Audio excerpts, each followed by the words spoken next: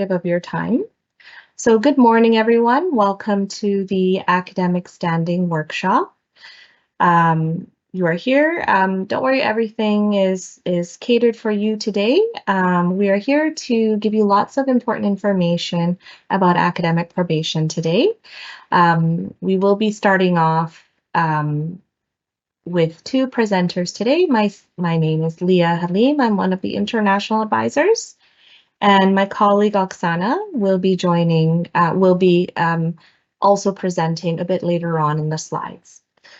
Before we begin today, I would just like to start in a good way with our territorial acknowledgement. So we at Kwantlen Polytechnic University respectfully acknowledge that we live, work, and study in a region that overlaps the unceded traditional and ancestral First Nations territories. And these territories are the Musqueam, Katzie, Semiahmoo, Tsawwassen, Kaikate, and Coquitlam, and with the lands of the Kwantlen First Nation, which gifted its name to this university.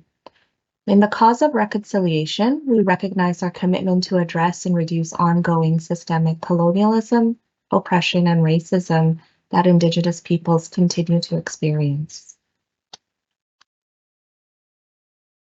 So we have a lot of lovely information to share with you today on today's agenda. We'll be explaining a little more about academic standing and then go into a little bit of an explanation about GPA and graduation requirements, some strategies to get back to good academic standing, and then some really important dates and deadlines for you during your academic probation term.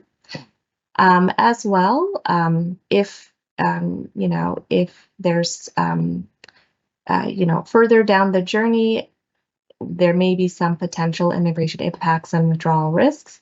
Not in this particular point in time, but we want to talk about some future possibilities. And then we'll end on a positive note, highlighting a number of different resources and sort of the plan forward for the fall term. So to begin, we'll be talking about the levels of academic standing. And what I will also mention is that we will have time for question and answer at the end. There is a Q&A box. You're welcome to put questions there, but I would encourage you to pay attention to the session first and then type in your questions and we'll be addressing them.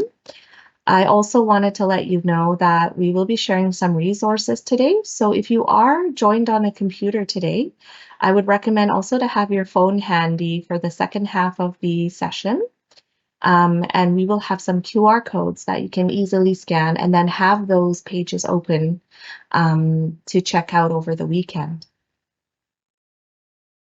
Okay, so to get started on our first topic, the levels of academic standing. So the expectation for students here at KPU is to be on good academic standing. So generally, that means that you are achieving a cumulative grade point average of 2.0 or higher. And if that's the case, after your first term, after your first 9 credits, you would be remaining there. And that's just a minimum expectation. Now, how did we get to this point of ending up on academic probation? So it's not arbitrary, it is systematic. So we will talk about how that happens. So firstly, at an earlier term, you were placed on academic warning. And this occurred after you had completed a minimum of 9 credit hours. And at that point, a cumulative grade point average was less than 2. So a 2.0 is equivalent to a C average of grades. And so when that occurs, at the end of every term, academic standing is run, you would then be placed on academic warning. That's kind of your first stop. And you would remain there until you've completed 27 credit hours. So it's important to note that whenever you're not on a good academic standing term, the registrar's office, as well as the international advising team, does send out communications to you after that occurs every time. So at the end of the term or the start of the next term to encourage you to seek out resources and work on a study plan with resources that can assist you. So you are being made aware every time you are being assessed. So after that time, you have now been placed on academic probation. So either you were assessed academic probation at the end of the summer term, or you had previously started on academic probation and you continue to be on academic probation by the end of this term. So how did that occur? So academic probation occurs once a student has already started a term on academic warning, they have completed a minimum of 18 credit hours, and they have achieved a cumulative GPA of less than 2. So this means it's a continued performance in a subsequent term. And you would remain on academic probation until you have completed 27 credit hours or more. So once you've exceeded that threshold of credit hours, then further actions can happen. Okay.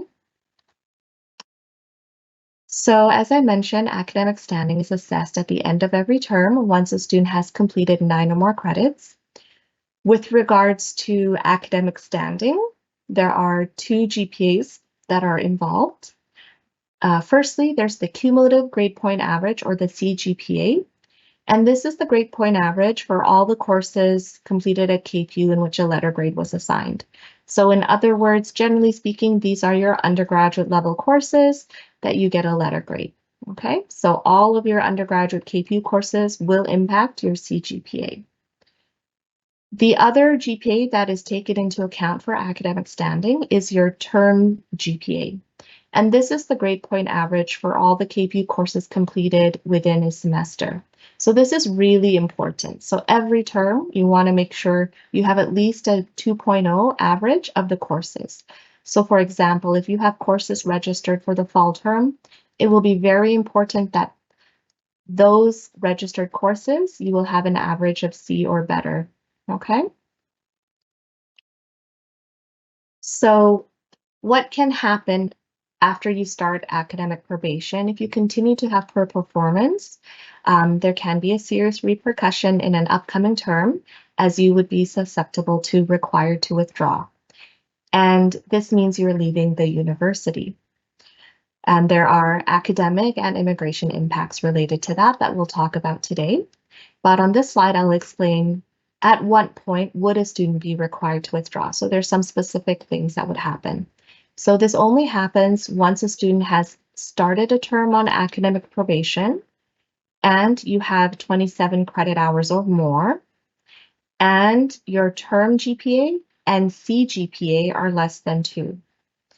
Okay, so these are the 4 factors, and the one that you have direct control over in the upcoming term is your term GPA. So as we will be mentioning a few times in this presentation, at the very least, the most important goal is that your term GPA is 2.0 or higher. If there's nothing else you take from today, that's a really important fact. When you are required to withdraw, you would not be able to apply back to KPU until 2 terms have occurred. And it is not a guarantee, right? You would need to meet the admission requirements again, and there's a whole process with that. And there's some other important information related to required to withdraw as well, which we'll be going over in a little bit. So what I'm going to try to do now is I'm going to try to stop the PowerPoint and open up YouTube so we can watch a video. So just give me a moment here, guys.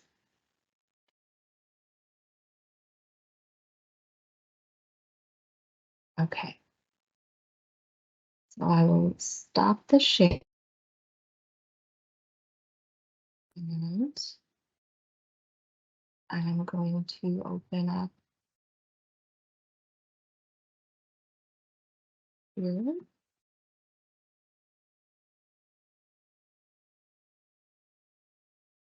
Just bear with me, guys. And I'm going to click on that. Send live. I've also put the link in the chat box for you. Okay, so we are going to watch this video. I'm going to, oh, you know what? Give me one moment. Thank you so much for your patience, guys. I do need to share with audio, so give me one extra moment here. Include sound, window share.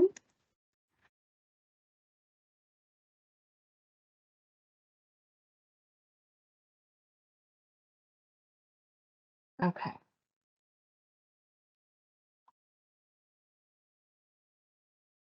And now I'm going to start the video. I'll increase the volume. Okay. So this is a short video. It has really nice visuals, so have a gander at this. Welcome to KPU's Academic Probation Term Outcomes video. This video is intended for students who are currently on academic probation. We will explore 3 possible academic standing outcomes for this term.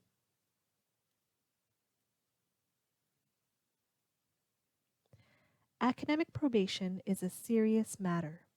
You will need to develop a plan of success for yourself and follow through with action in order to succeed. If you are beginning the term on academic probation, there are 3 possible academic standings that you would be assessed by the end of the term based on your grades and credits. We will go into detail into the criteria for required to withdraw, continued academic probation, and returning back to good academic standing.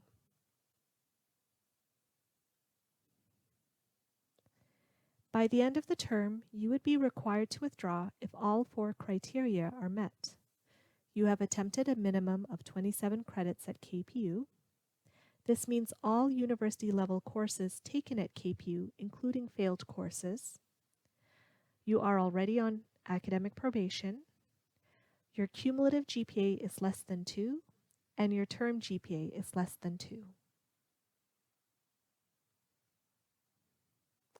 Students who are required to withdraw from KPU are not eligible to register for university-level courses and will need to reapply for admission. Please note, there is no guarantee of readmission. As well, you will not be able to obtain a study permit extension letter from KPU, as you would not be actively enrolled at KPU. Getting required to withdraw from university may pose serious issues for study permit compliance, as well as post-graduation work permit eligibility. If you are required to withdraw from KPU, you are responsible for making yourself aware of how to comply with study permit conditions and eligibility criteria for PGWP. Please review the IRCC website for information.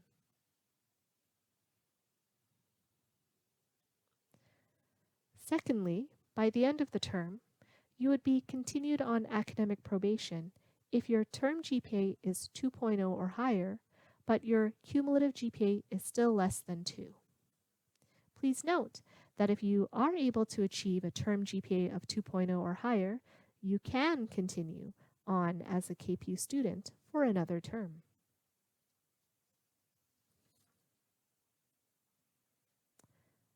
Lastly, to return to good academic standing by the end of the term, you would need to achieve a term GPA of 2.0 or higher, a cumulative GPA of 2.0 or higher, and have attempted a minimum of 27 credits. Okay. So we're going to stop there, guys. I'll stop my screen share. Again, you have the reference in the announcement as well. And next I will be passing on the PowerPoint to my colleague. So just give us a moment here while my colleague will share her screen and continue on. Hi everyone, sorry, I just need a moment to screen share. I'll be right back.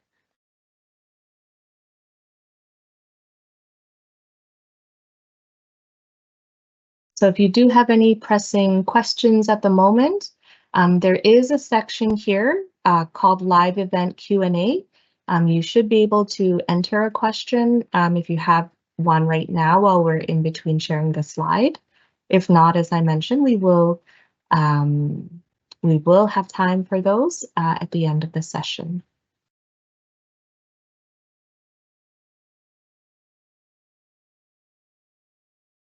You're muted. Okay, yeah. I just realized. Okay, good morning, everyone, and thank you, Leah, for delivering the first part of the presentation.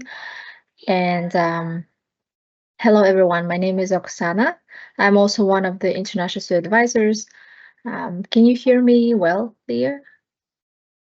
I can hear you. The PowerPoint's not yet shared. Yeah, I will share. Okay, perfect. Yeah. So let me share screen.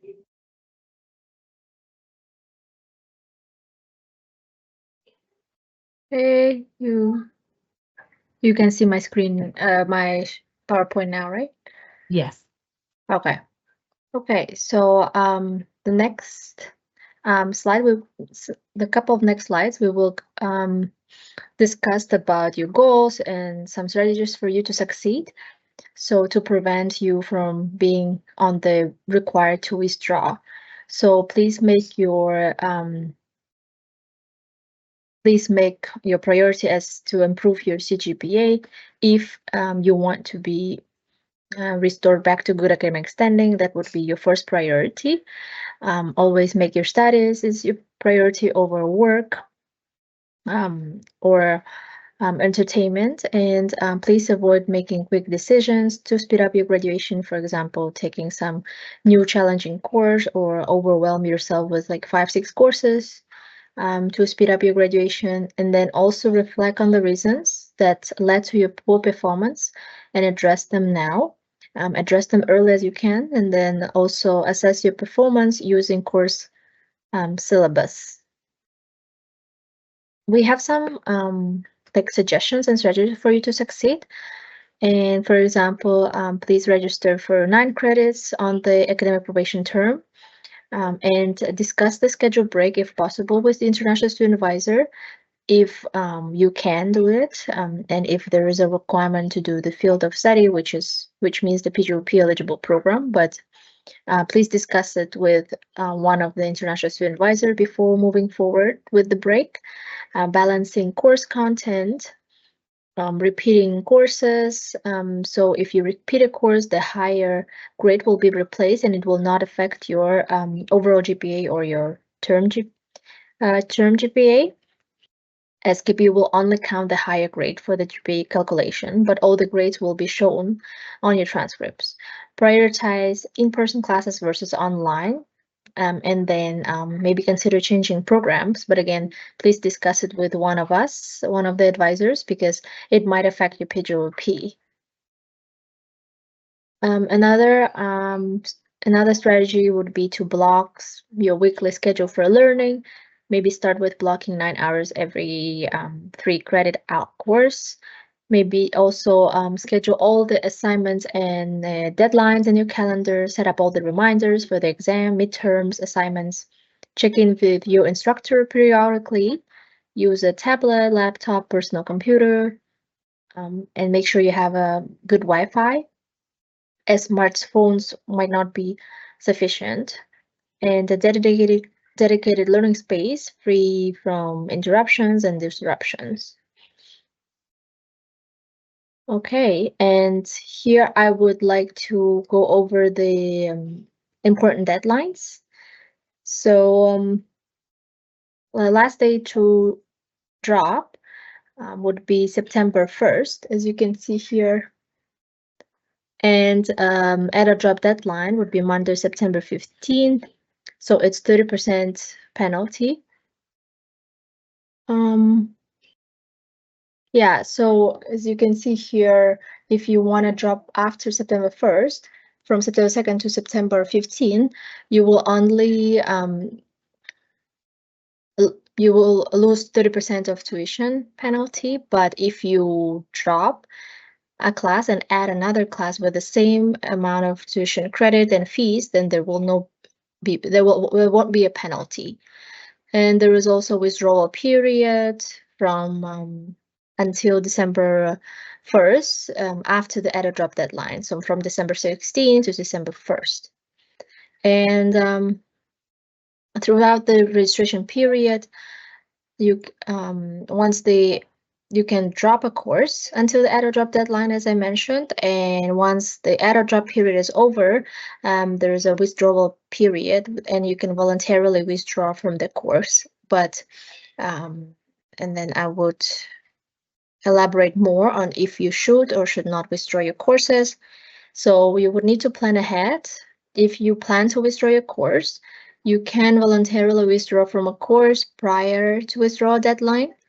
And you need to keep your semester GPA at 2.0 or higher to prevent yourself being on academic probation or required to withdraw.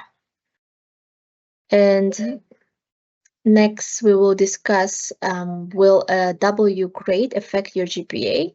The course will appear on your transcript, of course. All the courses with a W and F grade will appear in your transcripts, but it will not include in your GPA calculation, the W withdrawal grade. So, and also note that with the withdrawal will be counted as one attempt when retaking the course. So meaning if you withdraw a course once and then you repeat again, that will be the second attempt. And then the third attempt, you will need to have approval from us to register for the course. Will a W grade affect your enrollment status? The student who is enrolled in 9 or more credit hours in a semester, including graduate, undergraduate, preparatory courses, is considered a full-time student and KPU. So as long as you enrolled in 9 credits or more, that includes UG, undergraduate, preparatory course, or graduate course, you are considered a full-time student. An F grade is considered enrolled. So, however, this may affect your academic record. So if you want to skip your enrollment status, but if you get the grade F, sometimes your term GPA would fall below 2, and then based on your situation, you might be either required to withdraw or continuing academic probation. And withdrawal is not considered as enrolled. And we have some general graduation requirements. Again, please always come see us for to double check or triple check with us for the your graduation requirements, and if you meet everything before applying to graduate. So there's a AC 14 policy for graduation. Some of the general requirements would be for bachelor programs, minimum of 120 credits in the undergraduate level coursework. For the associate degree and diploma, 60 minimum credit hours of undergraduate level coursework.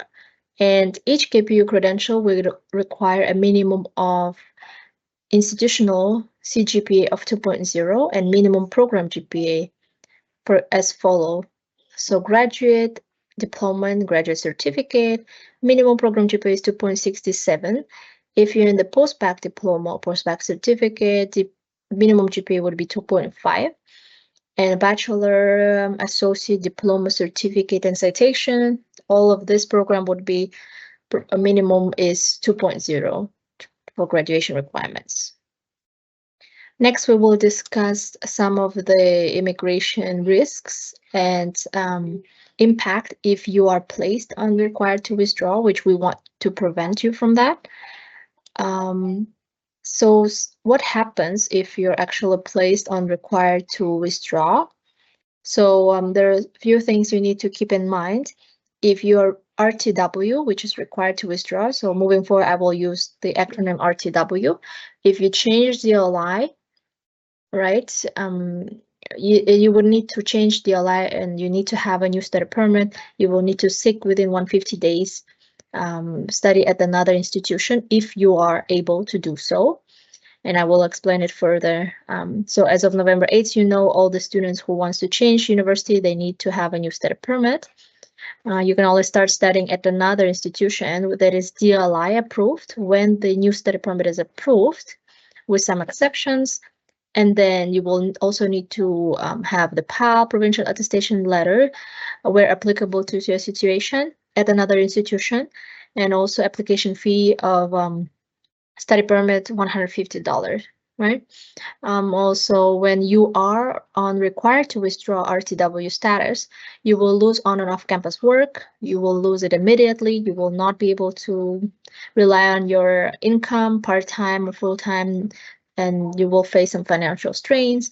And there's tuition and living expenses that you have to take care of and there's also a big chunk is PGOP eligibility, so field of study requirement. If you were, for example, in general studies, and then you were able to finish your study before your study permit expires, if at that time your study permit was applied before November 2024, before the new IRC rule, then if you are on RTW, right, you will have to stop studying with us and then maybe have to extend study permit. Then you might need to meet field of study requirements. There's also a gap between studies. You cannot have a gap of more than 150 days between studies. And again, it depends on each situation and based on your study permit, which I will explain in next few slides. And then IRCC keeps sharing some further rules. For example, on June 25th, they shared some rules that some of the programs are no longer PGOP eligible. So just keep in mind that all the programs are PGOP eligible now. They might not be in the future. So if you can prevent yourself from RTW, that'd be great. So you can graduate and don't have to worry about any of this. And there's study permit invalidity rule. As you can see here, based on the immigration or 2221 and A.1, the study permit becomes invalid upon the first to occur of the following days: the day on which the permit holder is no longer enrolled at the designated learning institution, which is DLI, that is named in the permit, other than as a result of completing their studies. So, which means I will explain here as an example so you can understand better.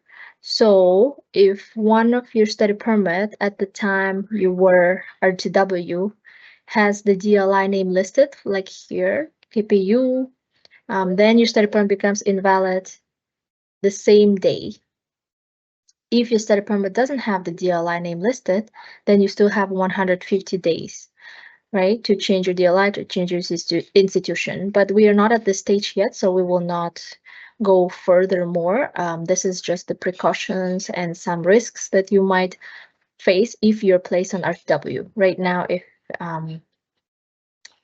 if you're on the academic probation, then you don't have to worry about it yet. But please know of this risk so you can improve your grades and make a prayer to improve your CGPA. And I would also last thing I want to mention, if the student is eligible to change DLI within 150 days, there is also a processing time, which is 173 days, because the study permit extension, right? Whenever you change DLI, it might consider a study permit extension. And it's a very long process and it's very stressful and time consuming, right? And what if it's not approved? Then what happens next? Okay.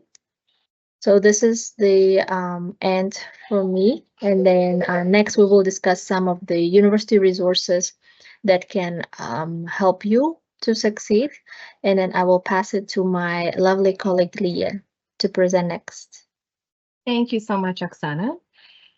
Yes, so this is the point in time, if you do have a phone with you, just to get ready your QR scan. And we're going to talk about some things to help yourself in this upcoming term. We just talked a lot about a lot of serious implications with your academic and immigration impacts, but not all is not lost. You have a lot of resources. You have the international advising team. You have your strengths, and we have lots of resources available to you. So we're going to go over some of these things that can help you design your upcoming term. So if I could go to the next slide, please.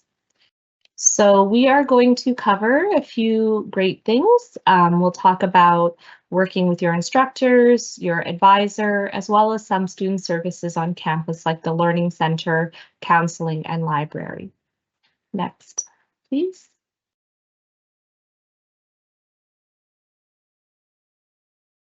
So firstly, and most importantly, I'm so glad that you're here attending today's session. Between now and the add drop deadline, if you do have questions about, the right course selections or potentially taking a scheduled break, please feel free to book an appointment with any advisor or come to our drop-ins. During the fall term, probably in the middle of the term, you will be assigned an international advisor to help you with your academic probation goals.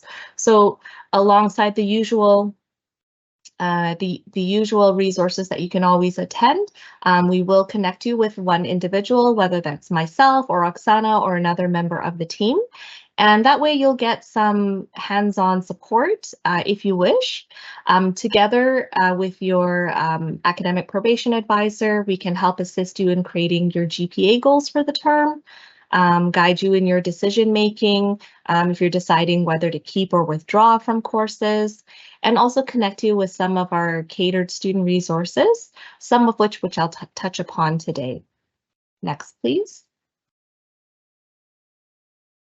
And then as you go through this term, the most important and helpful resource for your academics is going to be the instructors that are teaching your courses.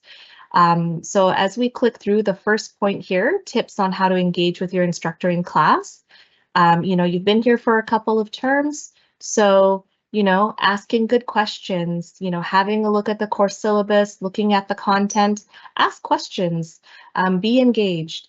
A very small tip, if you struggled with, going to class late in previous terms, maybe make a challenge for yourself that, hey, this term I'm going to try to be 5 minutes early for every course.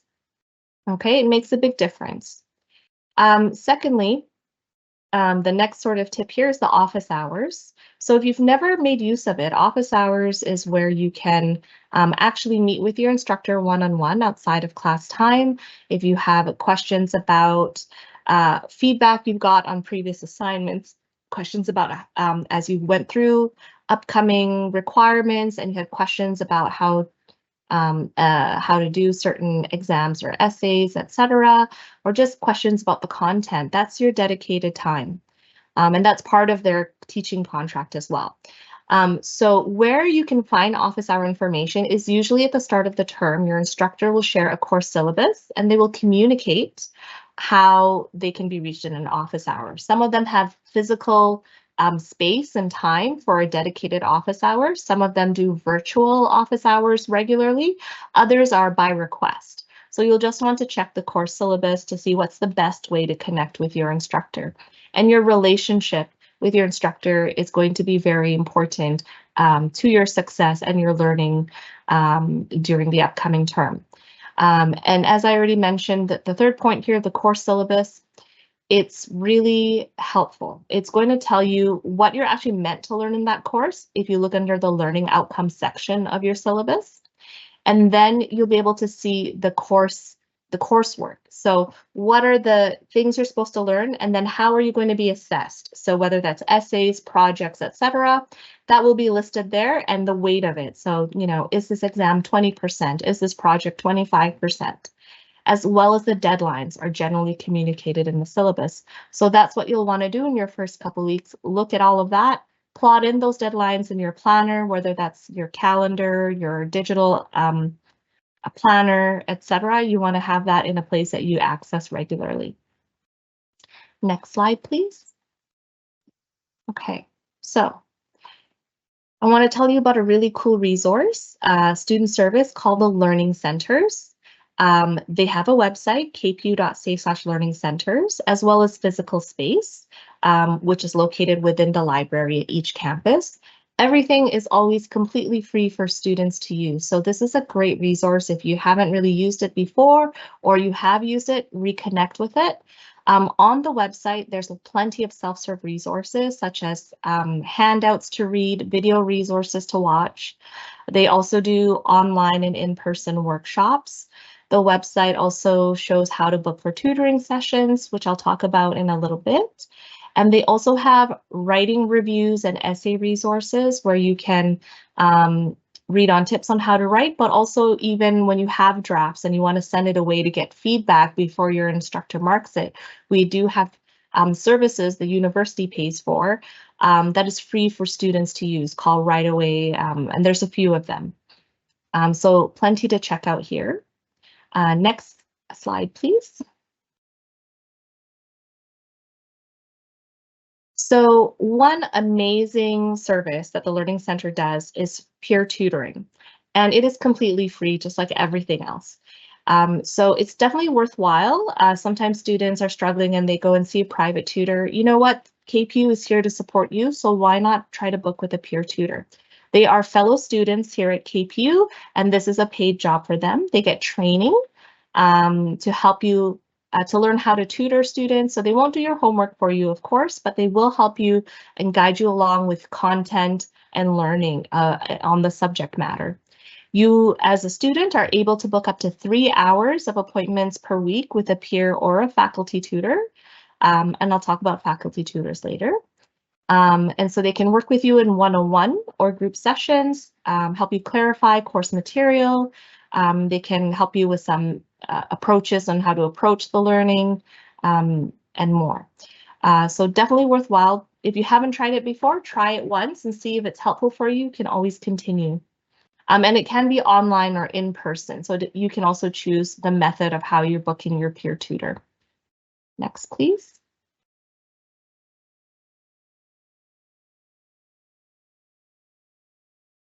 Another amazing person, people at the learning centers are the learning strategists. So these are KPU faculty members who work in the learning centers. They provide individualized support to help you learn how to learn effectively and study in ways that best suit your strengths. So basically, they are a learning coach for free. You get to work one-on-one with them. As you can see in the visual, there's a bunch of different things that they can help you with, whether that's time management, study skills, goal setting, and more. It's not just limited to that. And they're really trained to help you learn, how to build on your strengths. And if you have specific goals, like say you're an art student and you're trying to do an accounting course and it's a very different type of learning, they can help connect you with different learning styles and tools and strategies for that learning goal. Definitely worthwhile to try and book with your learning strategist as well. Very nice people. Next slide, please. So if you get your phone out, you can scan this QR code on the screen. And this is the Learning Center's booking portal called TutorOcean. So again, everything is free. There's 3 types of services you can book with, either online or on campus: the peer tutor or the faculty tutor. So a faculty tutor is a faculty in that department. Part of their teaching contract for the term is to spend a few hours in the Learning Center to help with content questions. So let's say you're doing an accounting course. You wouldn't book with your own accounting instructor, but if there was a faculty tutor who's not your current instructor, you can book with them. And that's going to be another great resource to get help with answering content questions. So peer tutors and faculty tutors will work on subject content questions, and then the learning strategist can help you with your learning skills, like a learning coach. So if you're in Surrey or Richmond, it'll be located in the libraries, or you can book online. And again, all the appointments and resources are free. It's such a wonderful thing to make use of, even just to try it once or twice. If you like it, you can always continue, and if you don't, at least you tried out that resource. So I encourage you to do that. Next slide, please. So a couple of other resources on the Learning Center website are ebooks, which are digital books that you can click through. You can scan this QR code. This is for the ebook University 101, and it's going to go really in depth on specific university study strategies, on how to kind of manage yourself and with your content, learning, reading, all of that, quite detailed. So it's really, really helpful. And then we do have another ebook in the next slide that I'd also like to tell you about. And the next slide here is an ebook called Preparing for the Canadian Classroom. This is a shorter ebook, but it's really a great resource for international students. There's different, in each country, there's different sort of learning styles and expectations in the classroom.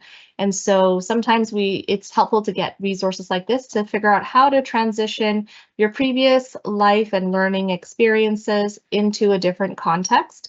So this shorter ebook is really going to help you on what are some of the expectations in the classrooms here in Canada. What is, how are courses marked? How do you want to approach the class as a student? And it may be slightly different from what you were previously used to. So this is a great short resource to click through as well. Next slide, please.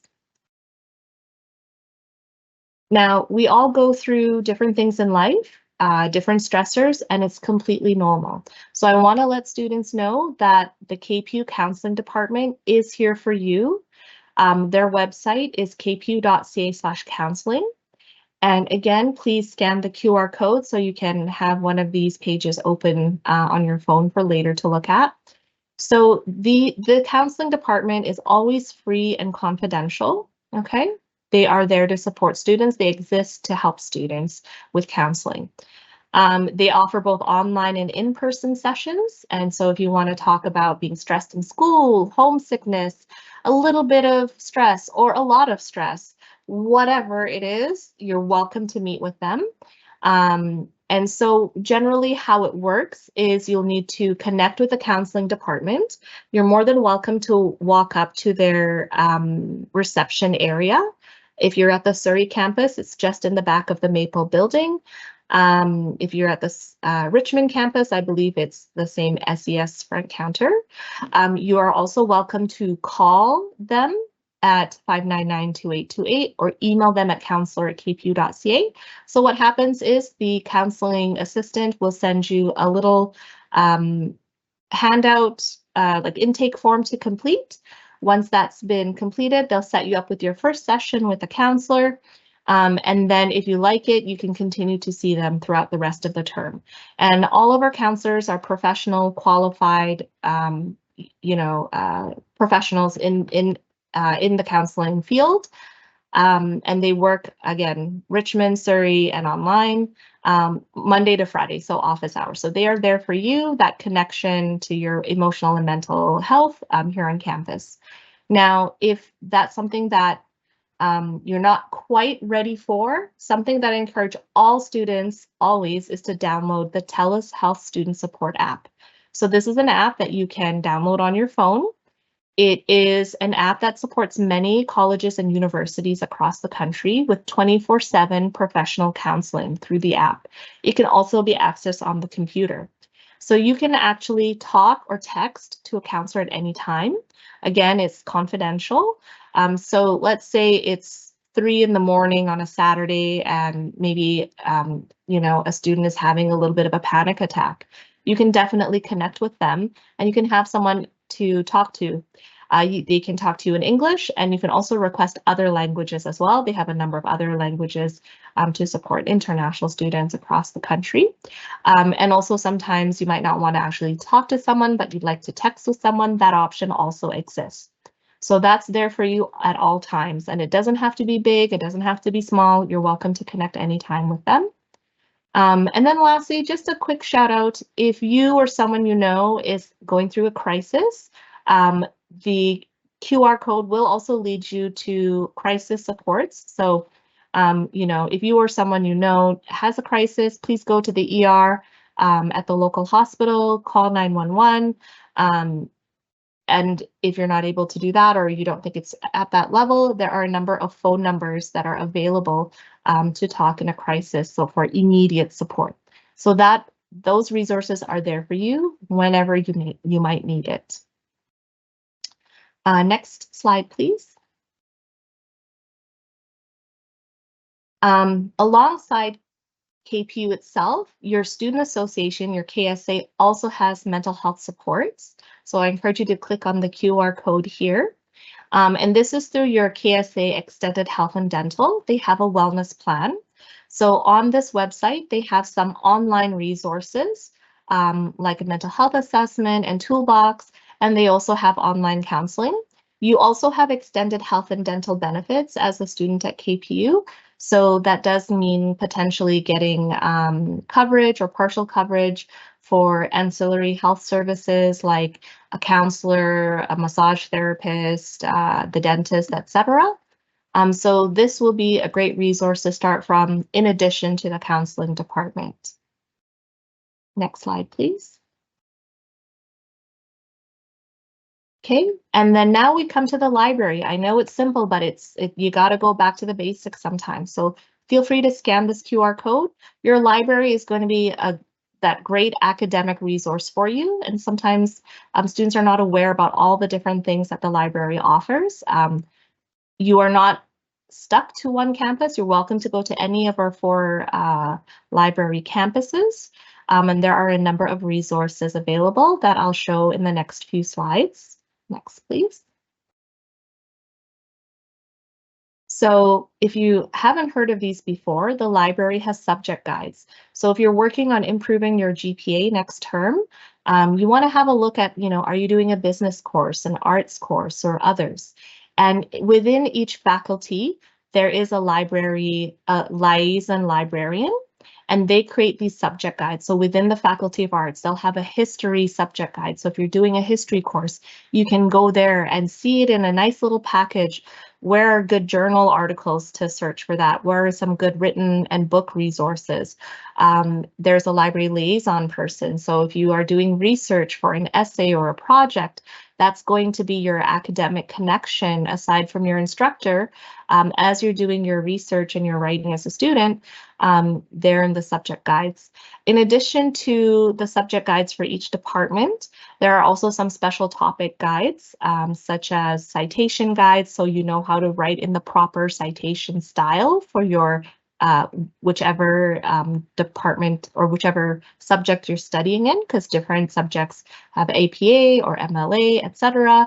Academic integrity is another special topic, and there's a few others. So this is a really great resource as you're working to improve your academic materials next term. Next slide, please. There are also plenty of other services for students, so please scan that QR code. So they have improved, so at the library, physical library space itself, there's a quiet study area, shared study area. There are also improved services for group study rooms. You can also not only borrow books, but there are also multimedia things that you might need to borrow. There are sometimes laptops that you can borrow as needed. There is a computer lab within the library as well to study. And if you're doing a course that needs multimedia, there may also be multimedia technology things that you might be able to borrow from the library as well, along with traditional services. So there's lots there. It's definitely worthwhile to check it out. Next slide, please. And so this concludes our formal presentation. I want to thank you so much, all of you who have attended for this session. The International Advising Team will be here to support you. As I said, if you have enrollment questions, please feel free to come and see us before the term starts or before the add drop deadline, and advisors will be there to help you. After that time, you're more than welcome to book with an advisor. We're going to be assigning those on academic probation with a contact person to help you with some one-on-one supports. So please know that we are here to support you. And then if you do have any Q&As, we'll be having a look at that shortly. So I thank you for your time, and I'll also pass it over to Oksana for last comments. I just have, I was just looking at the Q&A and one of the students asked if it's recorded, which I don't think it is, right? I'm not sure that it's recorded. We will try to look into that. But as we have mentioned, we will be assigning you with an advisor as well. So if you do have questions for today or want to review information, you can work with your advisor one-on-one, and we'll be able to help you on an individual basis. Yeah. Thank you, Leah. And thank you everyone who joined us today.